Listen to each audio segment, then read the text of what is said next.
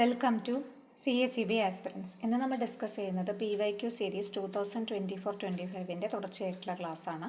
Counting questions ആണ് നമ്മൾ discuss ചെയ്യുന്നത്. അപ്പോൾ നമ്മൾ ഡിസ്കസ് ചെയ്തുകൊണ്ടിരിക്കുന്ന ക്വസ്റ്റ്യൻ പേപ്പർ 1/2024 കേട്ടോ. അതിലെ അക്കൗണ്ടിങ് ക്വസ്റ്റ്യൻസ് ആണ് നമ്മൾ ഇന്ന് ഡിസ്കസ് ചെയ്യുന്നത്. അപ്പോൾ കുറച്ച് ക്വസ്റ്റ്യൻസ് ഒക്കെ നമ്മൾ ഡിസ്കസ് ചെയ്തിരുന്നു. ബാക്കിയുള്ള അക്കൗണ്ടിങ് ക്വസ്റ്റ്യൻസ് ആണ് ഡിസ്കസ് ചെയ്യുന്നത്. കോപ്പറേറ്റീവിലൂടെ ക്ലാസ് നമ്മൾ ഇപ്പോഴും ചെയ്യുന്നുണ്ട്. ഇൻട്രസ്റ്റഡ് ആയിട്ടുള്ള ആരെങ്കിലും ഉണ്ടെങ്കിൽ ചാനൽ നമ്പറിലേക്ക് മെസ്സേജ് അയച്ച് ചോദിക്കുക, ഗ്രൂപ്പിൽ ജോയിൻ ചെയ്യാം. പിന്നെ കൂടാതെ ഇതിൻ്റെ PDF നമ്മളവിടെ അപ്ലോഡ് ചെയ്യുന്നുണ്ട് കേട്ടോ. ഫോൾഡർ വൈസ് നമ്മൾ ചെയ്യുന്ന എല്ലാ ക്ലാസ്സുകളുടെയും PDF അവിടെ കൊടുക്കുന്നുണ്ട്. അപ്പോൾ നമുക്ക് അക്കൗണ്ടിങ് ക്വസ്റ്റ്യൻസ് പഠിക്കാം. 811ാമത്തെ ക്വസ്റ്റ്യനാണ് നമ്മൾ നോക്കുന്നത്. The depletion method of depreciation is charged to. Depletion method of depreciation ഏത് അസറ്റിനാണ് ചാർജ് ചെയ്യുന്നതെന്നാണ് നോക്കുന്നത്. ഇപ്പോൾ ലാൻഡിന് പിന്നെ നമുക്കറിയാം ഡിപ്രീസിയേഷൻ ഇല്ല ലാൻഡിന്. പിന്നെ മൈൻസ് ആണുള്ളത്, പിന്നെ ഗുഡ് വിൽ ഉണ്ട്, ബിൽഡിംഗ് ഉണ്ട്. അപ്പോൾ മൈൻസിനാണ് എന്ത് ചെയ്യുന്നത്, ഡിപ്ലീഷൻ മെത്തേഡ് ചാർജ് ചെയ്യുന്നത് കേട്ടോ. അപ്പോൾ ഡിപ്ലീഷൻ മെത്തേഡ് എന്താണെന്ന് നോക്കാം. ഡിപ്ലീഷൻ മെത്തേഡ് എന്ന് പറഞ്ഞു കഴിഞ്ഞാൽ ഡിപ്രിസിയേഷൻ കാൽക്കുലേറ്റ് ചെയ്യുന്നത് on the basis of the output turned out, അല്ലെങ്കിൽ എക്സ്ട്രാക്റ്റ് ചെയ്ത എത്രയാണോ എക്സ്ട്രാക്റ്റ് ചെയ്തിട്ടുള്ളത് അതിനനുസരിച്ചിട്ടാണ് അവർ ഡിപ്രിസിയേഷൻ കാൽക്കുലേറ്റ് ചെയ്യുക. അപ്പോൾ ഇറ്റ് ഈസ് പർട്ടിക്കുലർലി, അതായത് depletion method is particularly suitable for wasting assets. വാസ്റ്റിംഗ് assets എന്ന് വെച്ച് കഴിഞ്ഞാൽ മൈൻസും ക്വാറീസും ഓയിൽ വെൽസും ടിമ്പേഴ്സൊക്കെ ഉണ്ടല്ലോ. മൈൻസിലൊക്കെ ഖനനങ്ങൾ നടത്തി, അപ്പോൾ അതിന്ന് എത്രയാണോ എക്സ്ട്രാക്റ്റ് ചെയ്യപ്പെടുന്നത് അതിനനുസരിച്ചിട്ടാണ് ഡിപ്രിസിയേഷൻ കാൽക്കുലേറ്റ് ചെയ്യുന്നത്. ഓക്കെ, അപ്പോൾ depletion method of depreciation is particularly suitable for wasting assets such as mines, quarries, oil wells and timbers. അവിടെ ഡിപ്രീസിയേഷൻ കാൽക്കുലേറ്റ് ചെയ്യുന്നത് on the basis of output turned out or extracted. അപ്പോൾ ആ ഒരു 2 sentence പഠിച്ചു വയ്ക്കുക. അപ്പോൾ ഇവിടെ ഉത്തരമായിട്ട് വരുന്നത് മൈനാണ് കേട്ടോ. മൈനാണ് ഇവിടെ കൊടുത്തിട്ടുള്ളത്. സോ മൈനാണ് ഇവിടെ ആൻസർ ആയിട്ട് വരിക. ലാൻഡിന് നമുക്കറിയാം ഡിപ്രീസിയേഷൻ ഇല്ല. ഗുഡ് വില്ലും ഈ പറഞ്ഞ പോലെ ആ ഡിപ്രിസിയേഷൻ രീതിയിലല്ല ചാർജ് ചെയ്തു പോകുന്നത്. ബിൽഡിങ്ങിന് പക്ഷേ ഡിപ്രിസിയേഷൻ ഉണ്ട്. അത് നോർമലി സ്ട്രെയിറ്റ് ലൈൻ മെത്തേഡാണ് യൂസ് ചെയ്യാറ്. ബിൽഡിങ്ങിനുള്ളത് സ്ട്രെയിറ്റ് ലൈൻ മെത്തേഡാണ് കേട്ടോ. അടുത്ത ക്വസ്റ്റ്യൻ നോക്കാം. Del credere commission is allowed to cover. Del credere commission ഏത് ടൈപ്പ് ഓഫ് ലോസസ് കവർ ചെയ്യാനാണ് ഉപയോഗിക്കുന്നതെന്നാണ്. ഓൾ ടൈപ്പ് ഓഫ് ലോസസ് ആണോ, നോർമൽ ലോസ് ആണോ, അബ്നോർമൽ ലോസ് ആണോ, ബാഡറ്റ് ആണോ? അപ്പോൾ ഡെൽക്രെഡർ കമ്മീഷൻ എന്ന് വെച്ച് കഴിഞ്ഞാൽ നമുക്ക് ഏത് ചാപ്റ്ററുമായി കണക്ട് ചെയ്യാമെന്ന് വെച്ചാൽ നമുക്കറിയാം.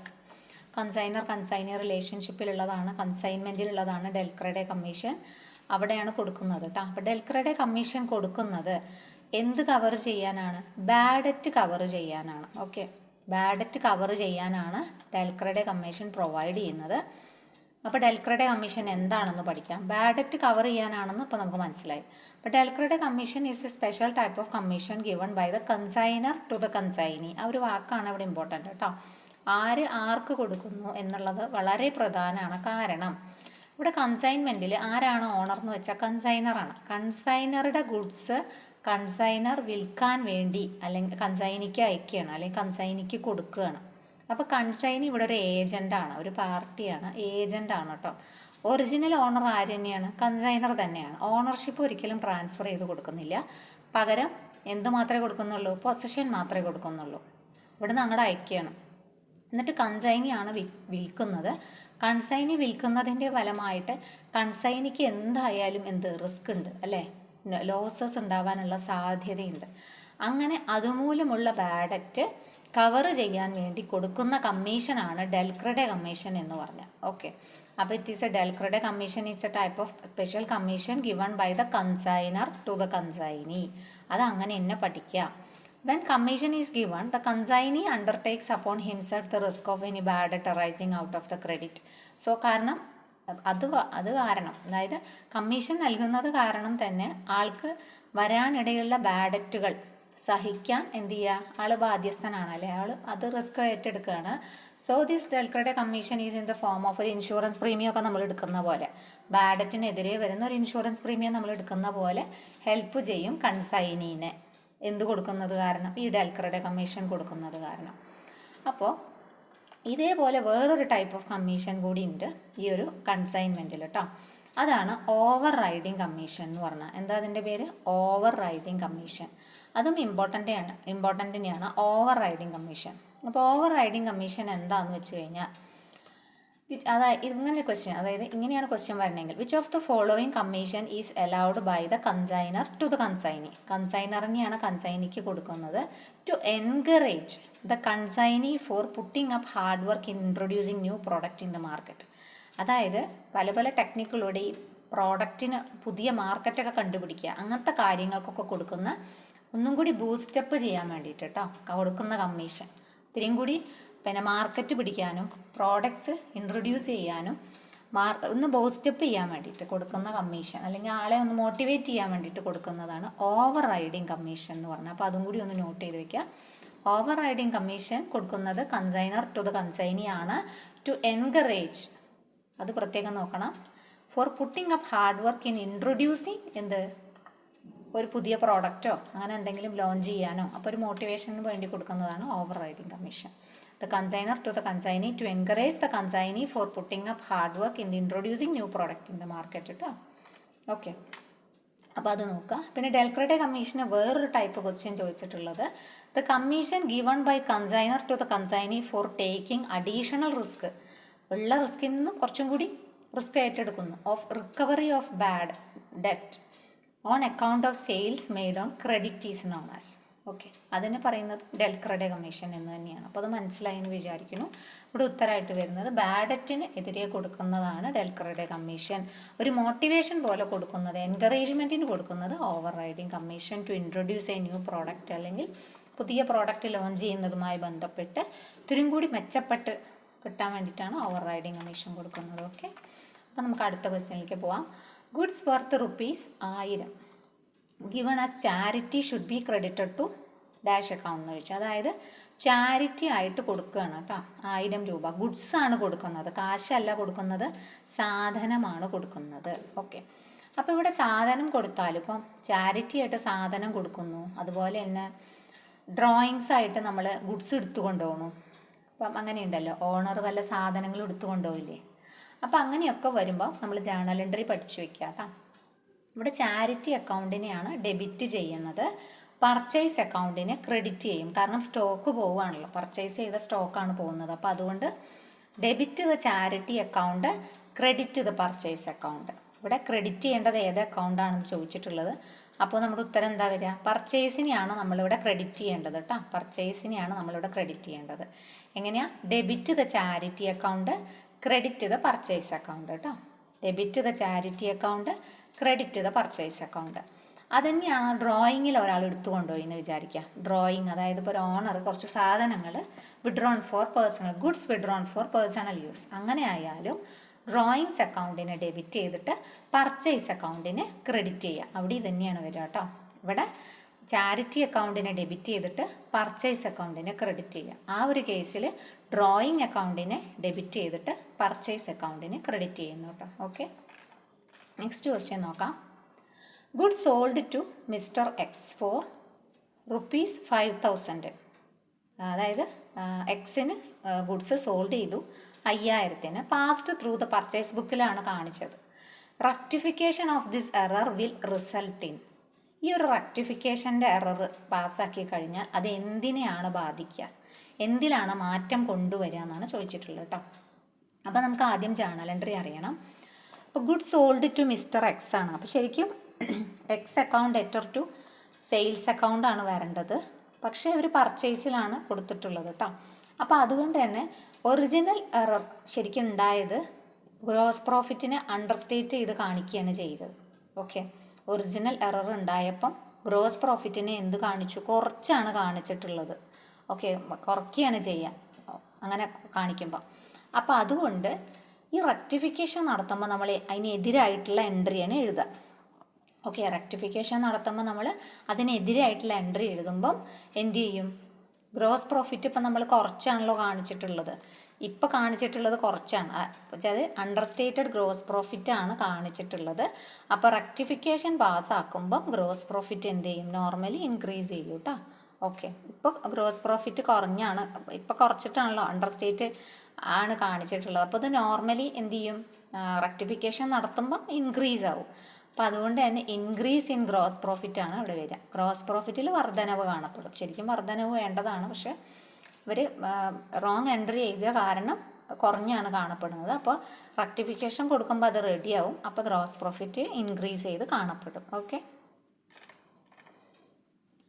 അടുത്തത് subsidy received by a cooperative society for purchase of furniture is shown as. Subsidy receive ചെയ്തു കോപ്പറേറ്റീവ് സൊസൈറ്റി, ഫർണിച്ചർ പർച്ചേസ് ചെയ്യുന്നതിനാണ് കിട്ടിയത് സബ്സിഡി കേട്ടോ. അപ്പോൾ നമ്മൾ നോക്കുന്നത് subsidies or grants received specifically for the acquisition for a fixed asset. ഒരു fixed asset acquire ചെയ്യാൻ വേണ്ടി ഒരു കാരണം വെച്ച് സ്പെസിഫിക്കലി റിസീവ് ചെയ്യപ്പെട്ടിട്ടുള്ള സബ്സിഡികളാണെങ്കിലും ഗ്രാൻറ്റുകളാണെങ്കിലും ക്യാപിറ്റൽ റിസീപ്റ്റ് ആയിട്ടാണ് കാണപ്പെടുന്നത്. അപ്പോൾ അതുകൊണ്ട് ബാലൻസ് ഷീറ്റിൻ്റെ ലയബിലിറ്റി സൈഡിലാണ് കാണിക്കുക. So balance sheet liability side is the correct answer. Subsidies or grants received specifically for the acquisition, ഇവിടെ പറഞ്ഞിട്ടുണ്ട് ഫോർ പർച്ചേസ് ഓഫ് ഫർണിച്ചർ എന്ന്. For acquisition of a fixed asset ആണെങ്കിൽ such as furniture are typically treated as capital receipt. So അത് balance ഷീറ്റിലെ liability സൈഡിൽ കാണിക്കും. അടുത്തത് പറയുന്നത് what will be the effect of rent paid 1000 on accounting equation. 1000 rent കൊടുത്തു. അപ്പോൾ എവിടെയാണ് എന്ത് ഇക്വേഷനിൽ എന്താണ് വരിക? അപ്പോൾ 1000 റെൻറ്റ് കൊടുക്കുമ്പോൾ ക്യാഷ് ആയിട്ടാണ് കൊടുക്കുന്നത് അല്ലേ. ക്യാഷും കുറയും, പിന്നെ അതുപോലെ തന്നെ പേയിങ് റെൻറ്റ് മീൻസ് ക്യാഷ് ബിസിനസ്സിനെ വിട്ടു പോവുകയാണല്ലോ. അപ്പോൾ അതുകൊണ്ട് ക്യാപിറ്റലും കുറയും. അപ്പോൾ ഇവിടെ മൈനസ് മൈനസ് കുറയണേന് ഇവിടെ മൈനസ് മൈനസ് എന്നാണ് പറഞ്ഞിട്ടുള്ളത്. അപ്പോൾ ക്യാഷും മൈനസാണ്, ക്യാപിറ്റലും മൈനസാണ് കേട്ടോ. ക്യാഷും മൈനസാണ്, ക്യാപിറ്റലും മൈനസാണ്. അപ്പോൾ അതുകൊണ്ട് തന്നെ minus cash minus capital. Cash decrease ചെയ്യുന്നു, ക്യാപിറ്റലും ഡിക്രീസ് ചെയ്യുന്നു. ക്യാഷ് ഡിക്രീസ് ചെയ്യുന്നു, ക്യാപിറ്റലും ഡിക്രീസ് ചെയ്യുന്നു. അപ്പോൾ മൈനസ് മൈനസ് കേട്ടോ. നെക്സ്റ്റ് വന്നിട്ടുള്ളത് when sales of 2 lakh, sales 2 ലക്ഷമാണെന്ന് പറഞ്ഞു. ഫിക്സഡ് കോസ്റ്റ് കൊടുത്തിട്ടുണ്ട് 40,000. PV റേഷ്യോ 40% തന്നിട്ടുണ്ട്. പ്രോഫിറ്റാണ് കണ്ടുപിടിക്കേണ്ടത് കേട്ടോ. പ്രോഫിറ്റാണ് കണ്ടുപിടിക്കേണ്ടത്. അപ്പോൾ നമുക്ക് സെയിൽസ് തന്നിട്ടുള്ളത് കാരണം ഫിക്സഡ് കോസ്റ്റും തന്നിട്ടുണ്ട്. ആദ്യം നമുക്ക് വേണ്ടത് എന്താണ്? കോൺട്രിബ്യൂഷൻ ആണ് കാണേണ്ടത്. പ്രോഫിറ്റാണ് ഇവിടെ കാണാൻ പറഞ്ഞിരിക്കുന്നത്. അപ്പോൾ പ്രോഫിറ്റിൻ്റെ സമവാക്യം എന്താ വെച്ചാൽ കോൺട്രിബ്യൂഷൻ മൈനസ് ഫിക്സഡ് കോസ്റ്റ് ആണ്. ഫിക്സഡ് കോസ്റ്റ് ഇവിടെ തന്നിട്ടുണ്ട്, പക്ഷേ എന്തില്ല, കോൺട്രിബ്യൂഷൻ തന്നിട്ടില്ല. അപ്പോൾ അതുകൊണ്ട് കോൺട്രിബ്യൂഷൻ ആദ്യം കണ്ടുപിടിക്കണം. അതിന് PV റേഷ്യോ തന്നിട്ടുണ്ട്. കോൺട്രിബ്യൂഷൻ എന്ന് പറഞ്ഞാൽ സെയിൽസ് ഇൻറ്റു PV റേഷ്യോ ആണ് കേട്ടോ. കൊടുത്തിട്ടുണ്ട് നമ്മൾ ഇക്വേഷൻ. കോൺട്രിബ്യൂഷൻ എന്ന് പറഞ്ഞാൽ സെയിൽസ് ഇൻറ്റു PV റേഷ്യോ ആണ്. കോൺട്രിബ്യൂഷൻ എന്ന് പറഞ്ഞാൽ എന്താണ്? സെയിൽസ് ഇൻറ്റു PV റേഷ്യോ ആണ്. അപ്പോൾ നമ്മളിങ്ങനെ കാണാം, കോൺട്രിബ്യൂഷൻ സമം സെയിൽസ് ഇൻറ്റു PV റേഷ്യോ. അപ്പോൾ സെയിൽസ് തന്നിട്ടുണ്ടല്ലോ 2 ലക്ഷം. അപ്പോൾ 2 ലക്ഷം ഇൻറ്റു 40% വെച്ചാൽ 40/100 ആണ്. അപ്പോൾ 2000 ഇൻറ്റു 40 80,000 കിട്ടും. ഓക്കെ. അപ്പോൾ കോൺട്രിബ്യൂഷൻ നമുക്ക് 80,000 കിട്ടിക്കഴിഞ്ഞാൽ പ്രോഫിറ്റ് കാണാൻ കോൺട്രിബ്യൂഷൻ മൈനസ് ഫിക്സഡ് കോസ്റ്റ് ആണ്. കോൺട്രിബ്യൂഷൻ 80 കിട്ടി, ഫിക്സഡ് കോസ്റ്റ് 40,000 ഇവിടെ തന്നിട്ടുണ്ട് ക്വസ്റ്റ്യനിൽ. അപ്പോൾ അതെടുത്ത് എഴുതാം. അപ്പോൾ 80,000 മൈനസ് 40,000 സമം 40,000. അപ്പോൾ ഉത്തരം എന്താ വരിക? 40,000 ആണ് വരിക കേട്ടോ. അപ്പോൾ 2 ഇക്വേഷനാണ് ഇവിടെ പഠിക്കാനുള്ളത്. കോൺട്രിബ്യൂഷൻ സമം സെയിൽസ് ഇൻറ്റു PV റേഷ്യോ പഠിക്കണം. പ്രോഫിറ്റ് സമം കോൺട്രിബ്യൂഷൻ മൈനസ് ഫിക്സഡ് കോസ്റ്റ്. ഇത് രണ്ടും പഠിക്കണം കേട്ടോ. കോൺട്രിബ്യൂഷൻ സമം sales into PV ratio, profit സമം കോൺട്രിബ്യൂഷൻ മൈനസ് ഫിക്സഡ് കോസ്റ്റ്. ഇത് രണ്ടും പഠിച്ചാൽ ഈസി ആയിട്ട് ഈ പ്രോബ്ലം ചെയ്യാം. ഇനി നമുക്ക് അടുത്തത് നോക്കാം. Cash from operation is equal to. Cash from operation എന്തിന് തുല്യമാണെന്നാണ് ചോദിച്ചിട്ടുള്ളത് കേട്ടോ. ക്യാഷ് ഫ്രം ഓപ്പറേഷൻ എന്തിന് തുല്യമാണ്? ക്യാഷ് ഫ്രം ഓപ്പറേഷൻ എന്ന് വെച്ചാൽ company's ability to generate cash from its, അതിൻ്റെ കോർ ബിസിനസ് ആക്ടിവിറ്റീസിൽ നിന്ന് ക്യാഷ് ജനറേറ്റ് ചെയ്യാനുള്ള കമ്പനിയുടെ കഴിവിനെയാണ് ക്യാഷ് ഫ്രം ഓപ്പറേഷൻ അല്ലെങ്കിൽ CFO എന്നറിയപ്പെടും. It is calculated by adjusting net income അല്ലെങ്കിൽ net income for non cash എക്സ്പെൻസസും അതിൻ്റെ വർക്കിംഗ് ക്യാപിറ്റലുള്ള ചേഞ്ചസും അഡ്ജസ്റ്റ് ചെയ്തിട്ടാണ് ഇത് കണ്ടുപിടിക്കുന്നത് കേട്ടോ. അപ്പോൾ അതിനൊരു ഇക്വേഷൻ പറഞ്ഞിട്ടുണ്ട്. CFO സമം net income plus depreciation plus amortisation plus change in operating working capital plus increase in outstanding expense. അപ്പോൾ ഇവിടെ നോക്കുമ്പോൾ തന്നെ നമുക്ക് മനസ്സിലാവും ഇതിലിപ്പോൾ നമുക്ക് എടുക്കാൻ പറ്റുന്ന ഈ ഇക്വേഷനുമായിട്ട് എടുക്കാൻ പറ്റുന്നത് ഇൻക്രീസ് ഇൻ ഔട്ട്സ്റ്റാൻഡിങ് എക്സ്പെൻസ് ഉണ്ട്, അതുപോലെ തന്നെ നെറ്റ് പ്രോഫിറ്റും ഉണ്ട്. നെറ്റ് ഇൻകം നെറ്റ് പ്രോഫിറ്റ് ഉണ്ട്. അപ്പോൾ നമുക്ക് അതെടുക്കാം. Net profit plus increase in outstanding expenses ആണ് ഇവിടെ കൊടുത്തിട്ടുള്ളതിൽ ഉത്തരം ശരിയായിട്ടുള്ളത്. Cash from operation is equal to net profit plus increase in outstanding expense ആണ്. അപ്പോൾ ഇത് പഠിച്ചു വെക്കുക. നെറ്റ് ഇൻകം എന്ന് വെച്ചാൽ കമ്പനിയുടെ നെറ്റ് പ്രോഫിറ്റ് ആഫ്റ്റർ ടാക്സസ് ആണ് കേട്ടോ. ബിഫോർ അല്ല, ആഫ്റ്റർ ആണ്. ഡിപ്രീസിയേഷൻ പിന്നെ നമുക്ക് എന്താ അറിയാം, അമോർട്ടൈസേഷൻ എന്ന് പറഞ്ഞാൽ അതൊരു നോൺ ക്യാഷ് എക്സ്പെൻസ് ആണ്. That reflects the decline in value of intangible asset. പാറ്റൻറ്റും കോപ്പിറൈറ്റും ഒക്കെ കുറയുന്നതിനാണ് എന്ത് ഡിക്ലൈൻ, അവരുടെ വാല്യൂ ഡിക്ലൈൻ ചെയ്യുന്നതിനാണ് അമോർട്ടൈസേഷൻ എന്ന് പറയുക. Change in operating working capital എന്ന് പറഞ്ഞാൽ കറണ്ട് അസറ്റും കറണ്ട് ലയബിലിറ്റീസും ബിഗിനിങ്ങിലും എൻഡിലും ഉള്ള ഡിഫറൻസ് ആണ് ചേഞ്ച് ഇൻ ഓപ്പറേറ്റിംഗ് ക്യാപിറ്റൽ എന്ന് പറഞ്ഞാൽ. ഇൻക്രീസ് ഇൻ ഔട്ട്സ്റ്റാൻഡിങ് എക്സ്പെൻസസ് എന്ന് പറഞ്ഞാൽ expenses that have been incurred, പക്ഷെ കൊടുത്തിട്ടില്ല കേട്ടോ, ഉണ്ട് പക്ഷെ കൊടുത്തിട്ടില്ല. അപ്പോൾ ഇതൊക്കെ കൂടി ഉള്ളതാണ് CFO എന്ന് പറഞ്ഞു കഴിഞ്ഞാൽ കേട്ടോ. അപ്പോൾ അതാണ് ക്യാഷ് ഫ്രം ഓപ്പറേഷൻ എന്ന് പറഞ്ഞാൽ. Cash from operation is equal to net profit plus increase in outstanding expenses. അപ്പോൾ പഠിക്കുമ്പോൾ നെറ്റ് ഇൻകം എന്താണെന്ന് പഠിക്കാൻ depreciation plus amortisation plus change in operating working capital plus increase in outstanding expenses ആണ് CFO, that is cash from operation. Okay, next ക്വസ്റ്റ്യനിലേക്ക് പോവാം. Where the work is undertaken to customers' requirements and each order is of short duration, it is called dash costing എന്നാണ് ചോദിച്ചിട്ടുള്ളത് കേട്ടോ. അതായത് work undertaken ചെയ്യുന്നത് കസ്റ്റമറുടെ each ഓർഡറിനുള്ള specific requirement അനുസരിച്ചിട്ടാണെങ്കിൽ അത് ഏത് type of costing ആണെന്നാണ് ചോദിച്ചിട്ടുള്ളത്. ഓക്കെ, അപ്പോൾ ഇവിടെ നമുക്ക് പെട്ടെന്ന് കണക്ട് ചെയ്യാം. ബാച്ച് കോസ്റ്റിംഗ് തന്നിട്ടുണ്ട്, ജോബ് തന്നിട്ടുണ്ട്, ഔട്ട്പുട്ടും പ്രോസസ്സും തന്നു. 4 അറിഞ്ഞിരിക്കണം. പെട്ടെന്ന് നമുക്ക് 2 എണ്ണം, അതായത് ബാച്ചും ജോബും തമ്മിലുള്ള ഡിഫറൻസ് വെച്ച് പഠിക്കാം. വർക്ക് അണ്ടർടേക്കൺ ചെയ്യുന്നത് കസ്റ്റമർ റിക്വയർമെൻറ്റ്സ് അനുസരിച്ചിട്ടാണെന്ന് പ്രത്യേകം പറഞ്ഞിട്ടുണ്ട്. കസ്റ്റമർ റിക്വയർമെൻറ്റ് അനുസരിച്ചിട്ടാണെങ്കിൽ അതിനെ പറയുന്നത് ജോബ് കോസ്റ്റിംഗ് എന്നാണ്. ജോബ് കോസ്റ്റിങ്ങിനെ ജോബ് ഓർഡർ കോസ്റ്റിംഗ് എന്ന് പറയും കേട്ടോ. ജോബ് കോസ്റ്റിംഗ് ആണ് customer requirements specific customer needs with each order. അത് പ്രത്യേകം കൺസിഡർ ചെയ്തിട്ടാണ് അവിടെ എന്ത് ചെയ്യുന്നത്, വർക്ക് ചെയ്യുന്നത് കേട്ടോ. അപ്പോൾ അതിനെയാണ് ജോബ് കോസ്റ്റിംഗ് അല്ലെങ്കിൽ ജോബ് ഓർഡർ കോസ്റ്റിംഗ് എന്ന് പറയുക. അത് യുണീക്കായിരിക്കും, ട്രാക്ക് ചെയ്യാൻ പറ്റും, സെപ്പറേറ്റ്ലി നമുക്ക് ട്രാക്ക് ചെയ്യാൻ പറ്റും ജോബ് കോസ്റ്റിംഗ്. ബാച്ച് കോസ്റ്റിംഗ് എന്ന് വെച്ചാൽ നമുക്കറിയാം ഒരുമിച്ചാണ്. Batch costing is that form of specific order costing which applies for similar articles are manufactured in batches. ഒരേപോലത്തെ ബാച്ചുകളായിട്ടുണ്ടാക്കാം. ഒന്നെങ്കിൽ സെയിലിനായിരിക്കാം, അല്ലെങ്കിൽ കമ്പനിക്ക് ഉപയോഗിക്കാൻ വേണ്ടി, കമ്പനിക്ക് വിത്തിൻ ദ കമ്പനി യൂസിനായിരിക്കാം, എന്തോ വാട്ടവർ എന്തായാലും. ബാച്ച് കോസ്റ്റിംഗ് ഫോക്കസ് ചെയ്യുന്നത് group of identical products produced for the companies on stock. Job costing എന്ന് വെച്ചാൽ അത് ഡിറ്റർമിൻ ചെയ്യുന്നത് completing the works in accordance to customer criteria. Customer പറയുന്ന ക്രൈറ്റീരിയയ്ക്ക് അനുസരിച്ച് വർക്ക് ചെയ്ത് കൊടുക്കാം.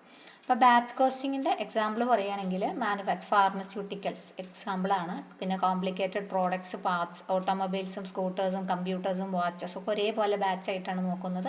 Televisions, biscuits, food items, ready to wear clothing ഒരുമിച്ചുള്ളത് ഒക്കെ ബാച്ച് കോസ്റ്റിംഗ്. പെട്ടെന്ന് അത് ഒരേപോലത്തെ വരുന്നത് അതൊക്കെ ബാച്ച് കോസ്റ്റിംഗ് ആണ്. ബാച്ചായിട്ടായിരിക്കും കേട്ടോ. അതാണ് അതിൻ്റെ ഡിഫറൻസ് ഉള്ളത്. മറ്റത് സ്പെസിഫിക് കസ്റ്റമർ നീഡ്സ് ഓരോരുത്തർക്ക് സ്പെസിഫൈനായിട്ട് ഡിസൈൻ ചെയ്തുണ്ടാക്കി കൊടുക്കാം. ഓക്കെ, അപ്പോൾ അതാണ് എന്ത് ജോബ് കോസ്റ്റിംഗ് എന്ന് പറഞ്ഞു കഴിഞ്ഞാൽ. അപ്പോൾ 2 ബാച്ച് കോസ്റ്റിങ്ങും ജോബ് കോസ്റ്റിങ്ങും തമ്മിലുള്ള ഡിഫറൻസ് മനസ്സിലാക്കി വെക്കുക. അപ്പോൾ അത് നമുക്ക് പെട്ടെന്ന് മനസ്സിലാക്കാൻ പറ്റും. ഓക്കെ, നമ്മൾ ആൻസർ അടയാളപ്പെടുത്തിയില്ലേ? ഓക്കെ, നെക്സ്റ്റ് ക്വസ്റ്റ്യനിലേക്ക് പോവാം. 820ാമത്തെ ക്വസ്റ്റ്യൻ ആണ് കേട്ടോ. Which of the follow. അപ്പോൾ ഈ ക്വസ്റ്റ്യനോട് കൂടി നമ്മുടെ ഈ ഈ ഒരു ക്വസ്റ്റ്യൻ പേപ്പർ തീരും, അല്ല അക്കൗണ്ടിങ് തീരും. ഇനി നമുക്ക് ബാങ്കിങ് കൂടി പഠിക്കാനുണ്ട്. ബാങ്കിങ്ങിൽ 20 ചോദ്യം പഠിക്കാനുണ്ട്.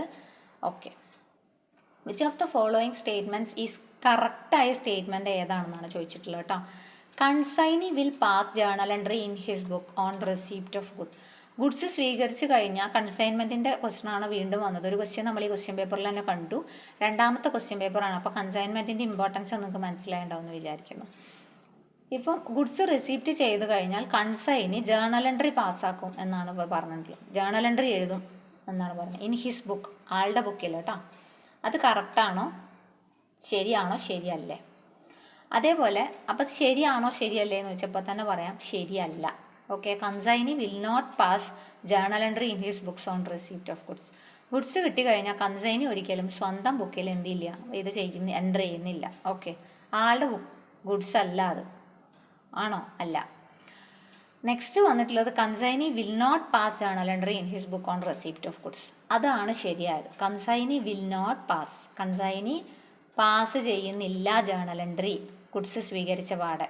ഓക്കെ, അടുത്തത് consignee will treat consignor as creditor when receiving goods. ഇവിടെ കൺസൈനർ റിലേഷൻഷിപ്പിൽ നമ്മൾ പ്രത്യേകം നോട്ട് ചെയ്യേണ്ടതാണ് കൺസൈനി റിലേഷൻഷിപ്പ് എന്നാണ് പറയുക. പ്രിൻസിപ്പൾ ആൻഡ് ഏജൻ്റ് ആണ്. ഇവിടെ ഒരിക്കലും ക്രെഡിറ്റർ ഡെറ്റർ ആ ഒരു റിലേഷൻഷിപ്പ് വരുന്നില്ല കേട്ടോ. അത് ഗുഡ്സ് സോൾഡ് ചെയ്ത കേസൊന്നും അല്ലല്ലോ. അപ്പോൾ അതുകൊണ്ട് കൺസൈനർ ടു കൺസൈനി റിലേഷൻഷിപ്പ് എപ്പോഴും എടുക്കുന്നത് പ്രിൻസിപ്പൾ ആൻഡ് ഏജൻ്റ് റിലേഷൻഷിപ്പാണ്. അത് നോട്ട് ചെയ്യുക. സോ ഈ സ്റ്റേറ്റ്മെൻറ്റ് തെറ്റാണ്. Ownership of goods transfer from consignor to consignment എന്നല്ല, അവിടെ ചെറിയൊരു പാകപ്പഴിയുണ്ട്. കൺസൈനർ ടു കൺസൈനി എന്നാവും അവർ ഉദ്ദേശിച്ചിട്ടുണ്ടാവുക. പക്ഷേ എന്ത് തന്നെ അവർ കൊടുത്താലും ഈ സ്റ്റേറ്റ്മെൻറ്റ് തെറ്റാണ്. കാരണം ഓണർഷിപ്പ് ഓഫ് ഗുഡ്സ് എവിടേക്കും ട്രാൻസ്ഫർ ചെയ്യുന്നുണ്ടോ? ഇല്ല. കൺസൈൻമെൻറ്റിൽ കൺസൈനറുടെ ആണ് ഗുഡ്സ്, ആൾക്കാണ് സോൾ അതോറിറ്റി, ആളാണ് ഓണർ. അത് ആരും കൊടുക്കുന്നില്ല. കൊടുക്കുന്നത് എന്താണ്? പൊസഷൻ മാത്രമാണ്. അതായത് വിൽപ്പനയ്ക്ക് വേണ്ടി മാത്രം ഒരു ഏജൻറ്റിനെ കണ്ടുപിടിച്ച് അയാൾക്ക് കൊടുക്കുന്നു. പകരം അയാൾക്ക് നമ്മൾ പറഞ്ഞു പല ടൈപ്പ് ഓഫ് കമ്മീഷൻസ് കൊടുക്കുന്നു അല്ലേ? അയാളുടെ ബാഡ് ഡെറ്റൊക്കെ റിക്കവർ ചെയ്യാനും അയാളെ മോട്ടിവേറ്റ് ചെയ്യാനും സെയിൽ കൂടാനും, അത്രയേ ഉള്ളൂ. അപ്പോൾ അതുകൊണ്ട് എന്നോട് ഉത്തരമായിട്ട് വരുന്നത് consignee will not pass journal entry in his books on receipt of goods. പിന്നെ നമുക്ക് ഉത്തരം കൂടി ഒന്ന് നോക്കുകയാണെങ്കിൽ the consignee act as a agent and does not become the owner of the goods. Consignee ഒരിക്കലും ഓണർ ആവുന്നില്ല. The ownership and risk remain with the consignor തന്നെയാണ്. ആളുടെ തന്നെയാണ് റിസ്ക്, ആളുടെ സ്വന്തം സാധനമാണ് അല്ലേ? Until the goods are actually sold to a third പാർട്ടിക്ക് വിൽപ്പന നടത്തുന്നത് വരെ ആളുടെ റിസ്ക് ആണത്. പിന്നെ ബാഡറ്റ് സഹിക്കാം എന്നുള്ള ഒരു കാര്യത്തിൽ നമ്മൾ അയാളെ ഏൽപ്പിച്ചു കൊടുക്കുന്നു എന്ന് മാത്രം. അതിന് അയാൾക്ക് നമ്മൾ കമ്മീഷൻ കൊടുക്കണം. Since the consignee does not purchase the goods, ആൾ പർച്ചേസ് ചെയ്യുന്നൊന്നുമില്ല consignee. They do not record, അതുകൊണ്ട് തന്നെ ഈ റിസീപ്റ്റ് ഓഫ് ഗുഡ്സ് അല്ലെങ്കിൽ ആൾ അതിൽ റെക്കോർഡ് ചെയ്യുന്നില്ല ആളുടെ ബുക്കിൽ കേട്ടോ. Purchase or an asset in there main accounting books they might record quantity of goods, എത്ര ഗുഡ്സ് വന്നു എന്ന് മെമ്മറാണ്ടം ബുക്കിൽ ട്രാക്കിംഗ് പർപ്പസിന് വേണ്ടിയിട്ട് ആൾ എഴുതി വയ്ക്കും. ഓക്കെ, അതാണ് ചെയ്യുക. Consignee only records transactions that they are directly involved in, അതായത് പേയിങ് എക്സ്പെൻസ്, എന്തൊക്കെ ആൾക്ക് ചിലവായി, എന്തൊക്കെ സെയിൽസുമായി ബന്ധപ്പെട്ട് ചിലവായി, എത്ര കമ്മീഷൻ കിട്ടി, അങ്ങനത്തെ കാര്യങ്ങളാണ് ആൾ എഴുതി വെക്കുന്നത്. പിന്നെ എത്ര ക്വാണ്ടിറ്റി വന്നു എന്നും റെക്കോർഡ് ചെയ്യും. അതാണല്ലോ ആൾക്ക് അതുമായി ബന്ധപ്പെട്ട കാര്യങ്ങളല്ലേ നോക്കേണ്ടതുള്ളൂ. അപ്പോൾ അതുകൊണ്ട് അത് മാത്രമേ ചെയ്യുന്നുള്ളൂ. ആളൊരു ഏജൻ്റാണ് കൺസൈനി. ഓണർഷിപ്പ് എപ്പോഴും കൺസൈനറുടെ കയ്യിലാണ്. ഇവിടെ വരുന്ന റിലേഷൻഷിപ്പ് പ്രിൻസിപ്പൾ ആൻഡ് ഏജൻ്റ് ആണ്. അതും ചോദിച്ചു കാണാറുള്ളത് തന്നെയാണ് കേട്ടോ. ബാച്ച് കോസ്റ്റിങ്ങിൽ പ്രത്യേകം നോക്കണം. ബാച്ച് കോസ്റ്റിംഗ് അങ്ങനെ ഒരു ക്വസ്റ്റ്യൻ വന്നിട്ടുണ്ട്. ബാച്ച് കോസ്റ്റിംഗ് ഏത് തരത്തിലുള്ള പ്രോഡക്റ്റ്സ് ആണെന്ന് വെച്ചാൽ ഐഡൻറ്റിക്കൽ പ്രോഡക്ട്സ് ആർ പ്രൊഡ്യൂസ്ഡ് ആണ് ബാച്ച് കോസ്റ്റിങ്ങിൽ വരുന്നത് കേട്ടോ. ബാച്ച് കോസ്റ്റിംഗ് എവിടെയാണ് വരുന്നത്? ഐഡൻറ്റിക്കൽ പ്രോഡക്ട്സ് ആർ പ്രൊഡ്യൂസ്ഡ്, അങ്ങനെ ഒരു ക്വസ്റ്റ്യൻ കണ്ടുണ്ട്. അപ്പോൾ അതൊന്ന് നോട്ട് ചെയ്ത് വയ്ക്കുക. അപ്പം നമ്മൾ ഇത്ര ക്വസ്റ്റ്യൻസ് ആണ് ഡിസ്കസ് ചെയ്യുന്നത്. ബാക്കി ഈ ക്വസ്റ്റ്യൻ പേപ്പറിൽ നമുക്ക് ബാങ്കിങ് കൂടി ചെയ്യാനുണ്ട്. ബാങ്കിങ്ങിൻ്റെ ക്വസ്റ്റ്യൻ നമുക്ക് അടുത്ത ക്ലാസ്സിൽ ചെയ്യാം കേട്ടോ. അപ്പോൾ നിങ്ങൾക്ക് ഉപകാരപ്പെട്ടു എന്ന് വിചാരിക്കുന്നു. അപ്പോൾ മാക്സിമം എന്ത് ചെയ്യുക, പോയിന്റുകളൊക്കെ എഴുതിയെടുത്ത് നന്നായി റിവൈസ് ചെയ്യുക. മെറ്റീരിയൽ വേണമെന്നുണ്ടെങ്കിൽ നമ്മുടെ ഗ്രൂപ്പിൽ മെസ്സേജ് അയച്ച് ജോയിൻ ചെയ്യുക. ഓക്കെ, അപ്പോൾ അടുത്ത ക്ലാസ്സിൽ കാണാം. താങ്ക്